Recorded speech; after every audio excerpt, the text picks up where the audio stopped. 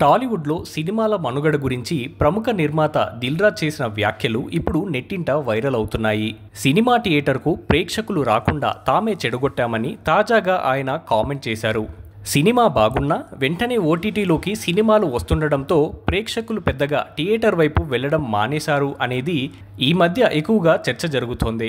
దిల్ రాజు చేసిన వ్యాఖ్యల గురించి నిర్మాత బన్నీవాసు తన అభిప్రాయాన్ని పంచుకున్నారు. ఐ మూవీ సెలబ్రేషన్స్ లో బన్నీవాసు పలు వ్యాఖ్యలు చేశారు. ఈ క్రమంలో మీడియా వారి నుంచి ఆయనకు పలు ప్రశ్నలు ఎదురయ్యాయి.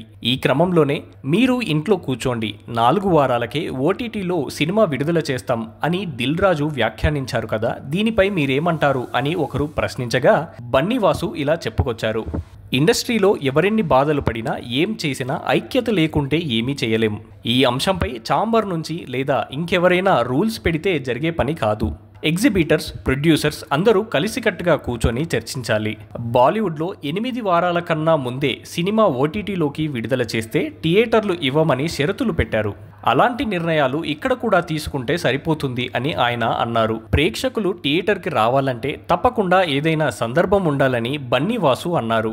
రీసెంట్గా మహేష్ బాబు పుట్టినరోజు కారణం వల్ల మురారికి భారీ కలెక్షన్స్ వచ్చాయి. అలా ప్రేక్షకుల్లో ఒక మూడ్ క్రియేట్ అయితేనే థియేటర్కు వస్తారు.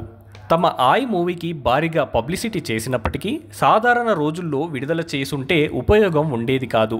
కేవలం 25% లోపే ఓపెనింగ్స్ వచ్చేవి.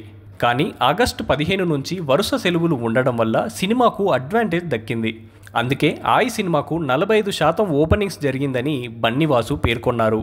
కలెక్షన్స్ పరంగా కూడా తమకు గ్రాస్ మాత్రమే కనబడుతుంది కానీ షేర్ కనిపించడం లేదని ఆయన అన్నారు. గతంలో మాదిరి థియేటర్లో పరిస్థితులు ఇప్పుడు లేవని బన్నీవాసు పేర్కొన్నారు.